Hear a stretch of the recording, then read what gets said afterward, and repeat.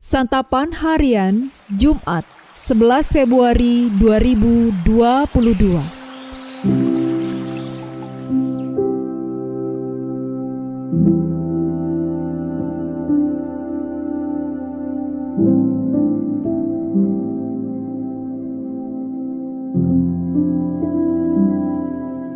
Inilah program Santapan Harian, sebuah program yang mengajak Anda menelusuri isi Alkitab, agar Anda menemukan makna firman Tuhan sesuai dengan konteksnya. Santapan Harian tertuju bagi Anda yang ingin memiliki kehidupan rohani yang segar, kuat, dan sigap.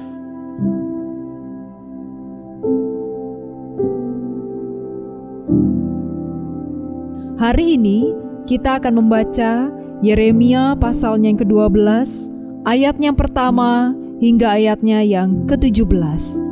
Namun kita akan membacanya pada ayatnya yang ke-14 hingga ayatnya yang ke-17. Sebelumnya, mari kita berdoa. Sang Gembala yang agung, bimbinglah kami dalam kebenaran sabda-Mu. Di dalam cinta-Mu, Kristus Yesus, kami berserah. Amin. Yeremia 12 ayat 14 sampai 17. Beginilah firman Tuhan.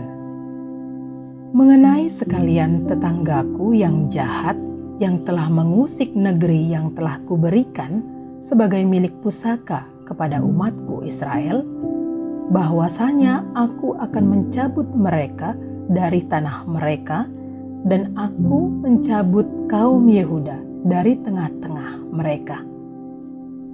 Tetapi setelah aku mencabut mereka, maka aku akan menyayangi mereka kembali. Aku akan mengembalikan mereka masing-masing ke milik pusakanya dan masing-masing ke negerinya. Dan jika mereka sungguh-sungguh belajar cara hidup umatku, sehingga bersumpah demi namaku, demi Tuhan yang hidup, seperti tadinya mereka mengajar umatku untuk bersumpah demi Baal, maka mereka akan dibangun di tengah-tengah umatku. Tetapi jika mereka tidak mau mendengarkan, maka aku akan sungguh-sungguh mencabut dan membinasakan bangsa yang demikian. Demikianlah firman Tuhan.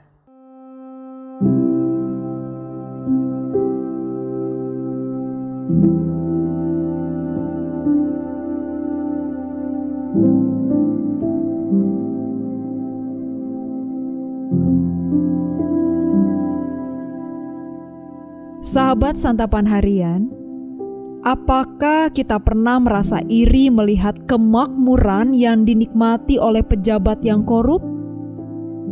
Mereka hidup nyaman, sedangkan kita yang jujur hidup serba kekurangan.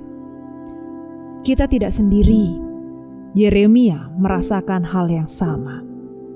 Mengapa orang fasik hidup sentosa? Pertanyaan itu kerap mengganggu orang-orang kudus. Sang nabi tidak meragukan keadilan Allah yang pasti akan menghukum orang-orang fasik.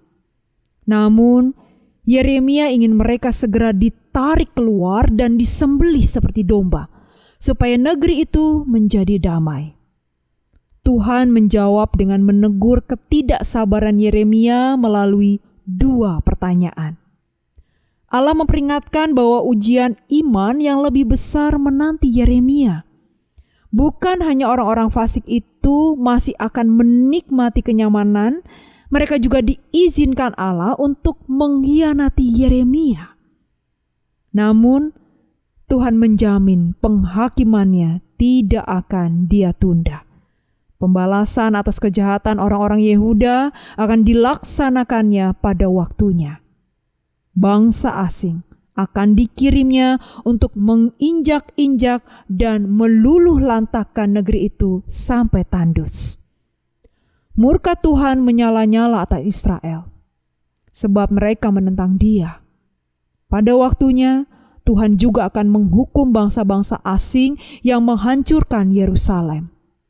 Mereka pun telah berdosa kepadanya. sedangkan bangsa Israel nantinya akan dipulihkan dan dikembalikan ke negeri mereka. Belas kasih Allah kepada bangsa Israel merupakan gambaran atas belas kasih-Nya yang dialami oleh siapa saja pada zaman ini. Jika kita mendengarkan Allah, maka keadaan kita akan dipulihkan. Dengan demikian kita dipersatukan dalam komunitas rohani yang sejati, yaitu gereja. Pada masa kini kita tidak perlu merasa iri melihat kemakmuran orang-orang fasik. Oleh karena pada waktunya Tuhan akan memberikan keadilan. Saat ini, bagian terbaik yang dapat kita lakukan adalah percaya penuh kepada Dia yang sanggup menyelamatkan kita sesuai dengan janji-Nya. Percayalah, waktu Tuhan pasti yang terbaik. Mari kita berdoa. Kami percaya kuasa-Mu memulihkan hidup kami.